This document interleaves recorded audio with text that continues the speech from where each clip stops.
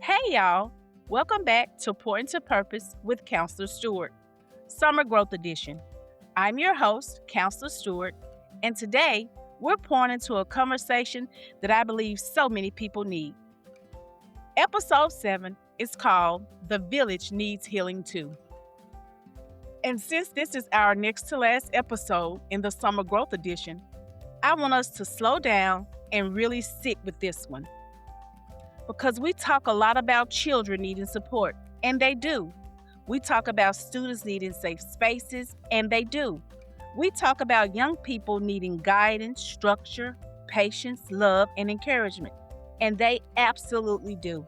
But today, I want to gently remind us that the people caring for the children need care too. Parents need healing, caregivers need healing, families need healing, communities need healing because the village cannot keep pouring from an empty cup and pretend it is not tired. So today, we're talking about parenting while exhausted, family emotional wellness, community healing, and what it means for us to grow together. Go ahead and take a deep breath, settle in, open your heart, and let's pour into purpose together.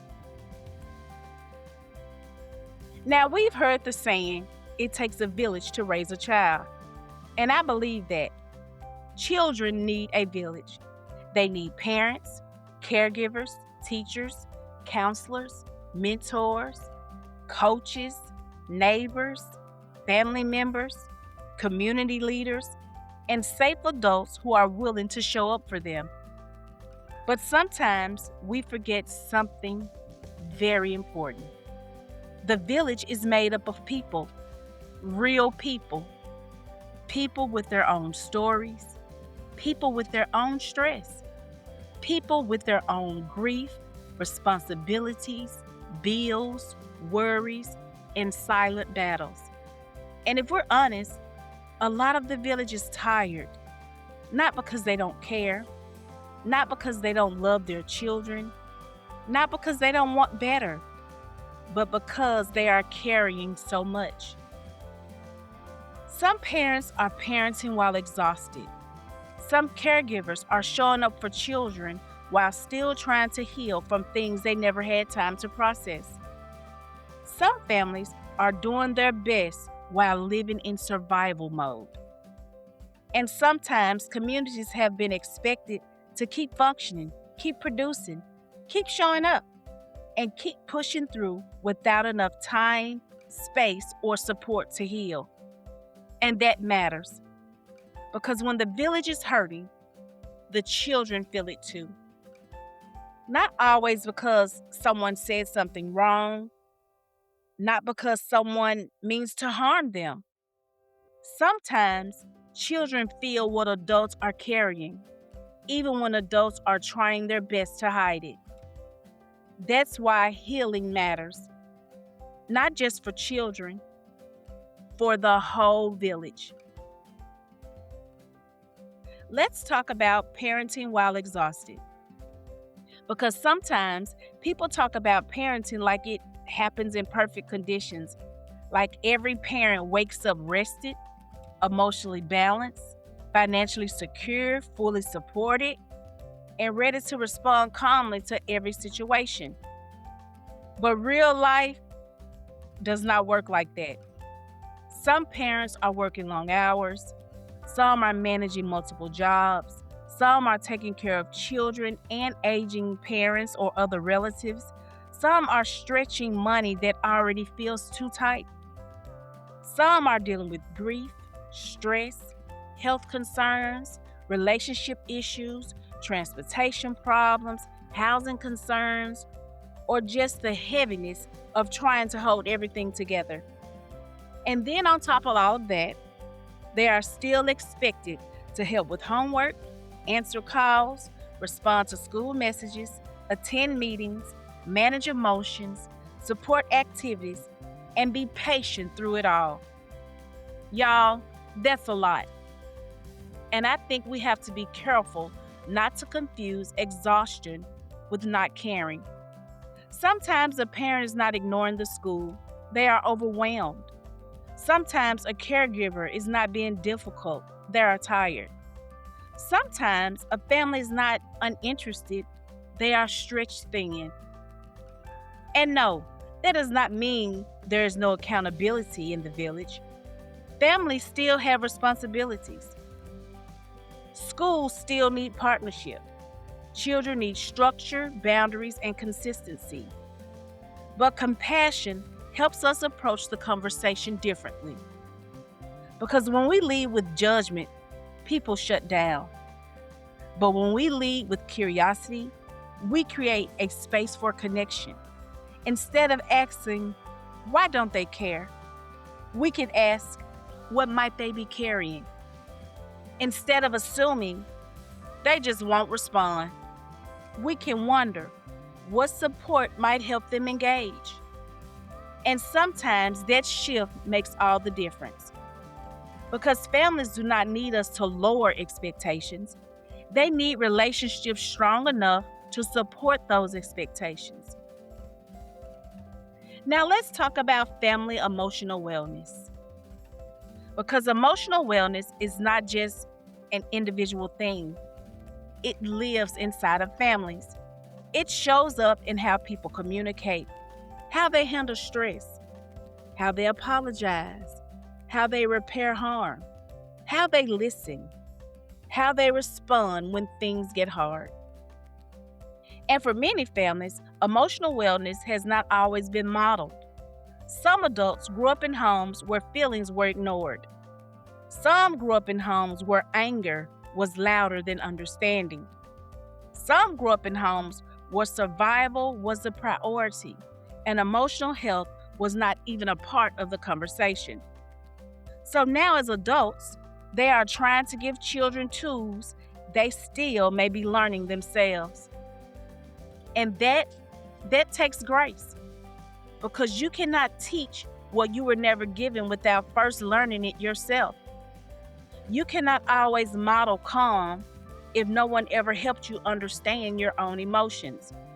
You cannot always communicate gently if you were raised in environments where being heard meant being loud. And that is why family emotional wellness matters.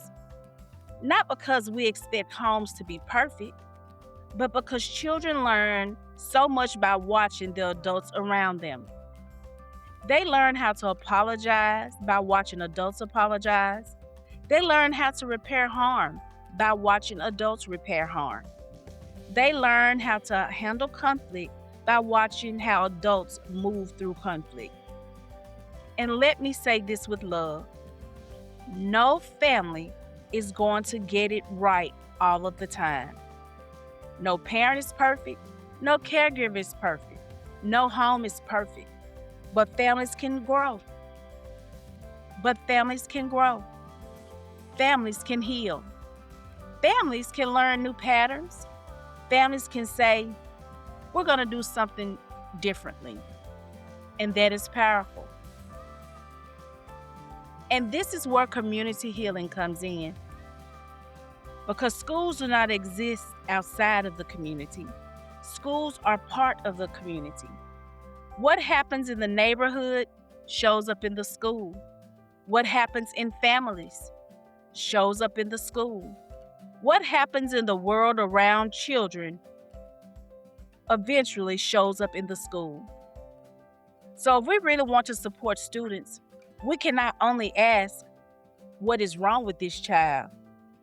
Sometimes we have to ask, what is happening around this child? What has the family been going through?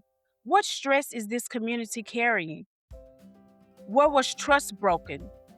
Where has support been missing? Where has pain gone unaddressed for too long?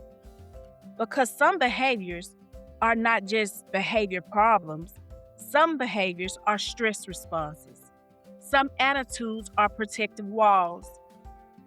Some silence is not disrespect, it may be overwhelmed.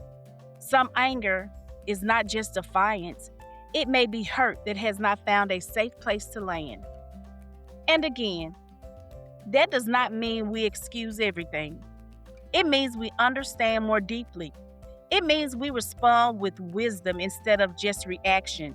It means we create spaces where accountability and compassion can exist together. Because healing communities still have expectations. Healing communities still teach responsibility and still hold people accountable.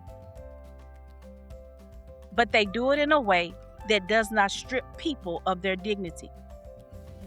That is the kind of village our children need. A village that corrects with care, a village that supports with consistency, a village that tells the truth with love. Now, y'all know I love a growth analogy. So let's bring back the garden. If one part of the garden is struggling, we do not ignore it and expect the whole garden to thrive.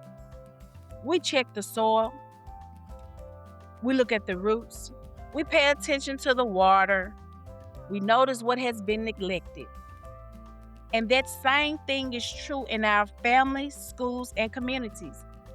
If our children are struggling, we have to care about the conditions around them. If parents are overwhelmed, we have to think about how we communicate and connect. If caregivers are exhausted, we have to ask what support looks like.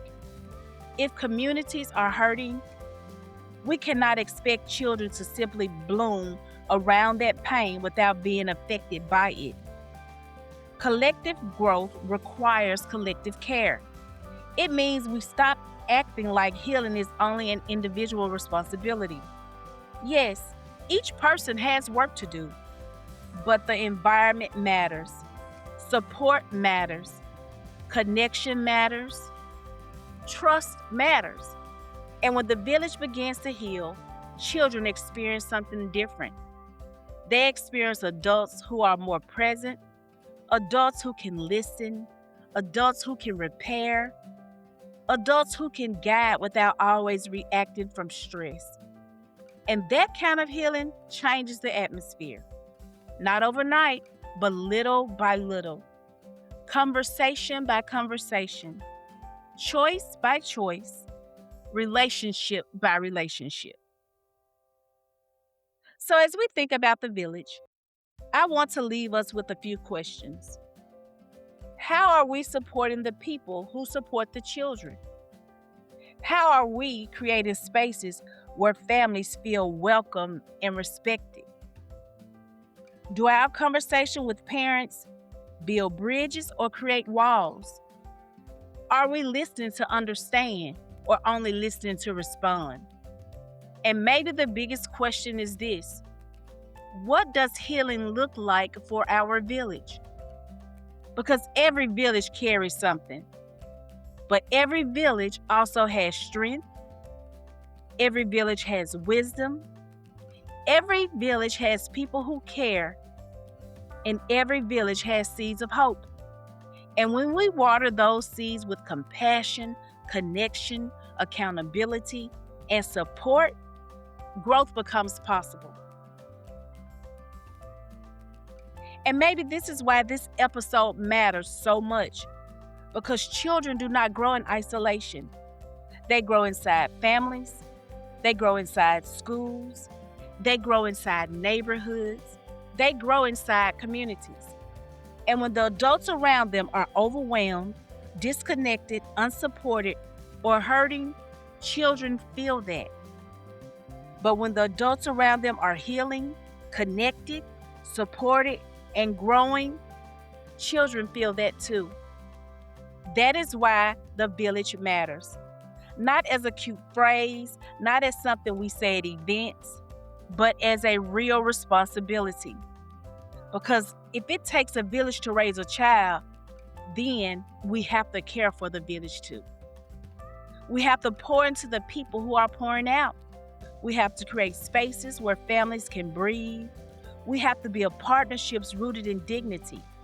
We have to stop expecting people to bloom in dry places. And we have to remember that healing is a part of the growth. As we close today, I want you to remember this: the village does not have to be perfect to be powerful. Families do not have to have it all together to be worthy of support. Communities do not have to be without pain to still carry purpose. Healing can start small: a conversation, a check in, a listening ear, a resource shared, a relationship repaired, a moment where someone feels seen instead of judged. Those things matter because when the village heals, the children feel it. When the village is supported, the children feel it. When the village has room to breathe, the children have more room to grow. So this week, ask yourself, how can I help water healing in my village? Because the village needs healing too, and healing is part of how we grow. Thank y'all so much for spending this time with me today. If this episode spoke to your heart, share it with a parent, caregiver, educator, counselor, community leader, or someone who loves children and may need this reminder. Be sure to follow Pour Into Purpose with Counselor Stewart. Leave a rating, leave a comment, and join me next time for our final episode of the Summer Growth Edition as we continue pouring into purpose together. Until next time, take care of yourself, protect your peace, and keep pouring into purpose.